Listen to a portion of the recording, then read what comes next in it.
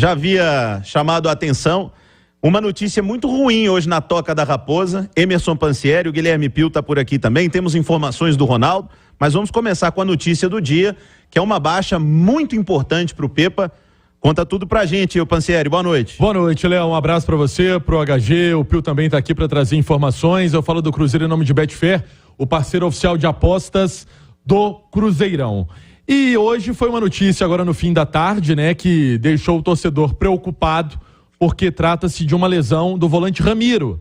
O Ramiro fez 30 anos essa semana e ele deve ficar parado. O Cruzeiro não confirma nenhum tempo de recuperação, mas aí a literatura médica diz, né, que um caso desses 7 a 8 meses e dificilmente joga em 2023. Ele teve uma ruptura do ligamento cruzado anterior do joelho direito, além de uma lesão do menisco lateral. Foi titular do Cruzeiro nos últimos 9 jogos do time celeste.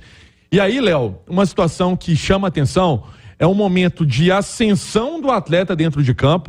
O Ramiro vinha sendo um jogador importante nessa equipe do Cruzeiro, sempre na média, sempre atuando de forma legal, positiva nesse meio campo do Cruzeiro. E aí, o Pio fez um levantamento que em 15 dias, HG e Léo, o Cruzeiro perde 2 titulares para o meio campo. O Richard, que teve aquela questão do Ministério Público, né, o MP fazendo a apuração do nome dele citado lá no esquema de apostas, e agora o Ramiro. 2 volantes titulares no time do Pepa. Em primeiro lugar, muita tranquilidade, uma boa recuperação, o Ramiro, cabeça no lugar. Não é fácil, é sempre triste.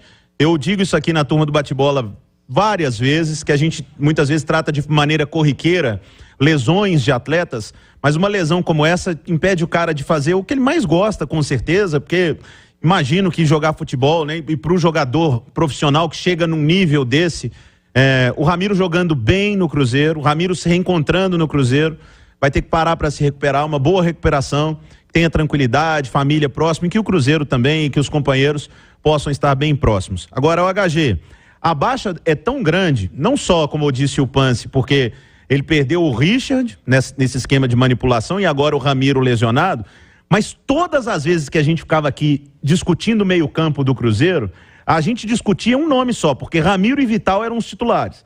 Aí a gente fala, eu queria ver o Alisson, pode ser que entre o Felipe Machado, jogou o Neto Moura, mas o Ramiro era titular absoluto ali no meio campo do Pepa. Então, aí nós vamos voltar e repetir meio que o caminho do que eu disse quando estávamos falando do Atlético.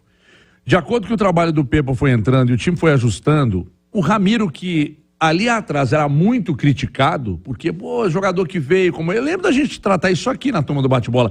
Veio como referência dos jogadores já rodados, com uma experiência e tal.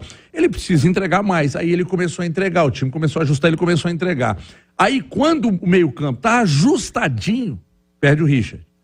Aí daqui a pouco, perde o Matheus Vital, que volta agora. Aí quando volta o Matheus Vital, você tendo perdido o Richard, você perde o Ramiro.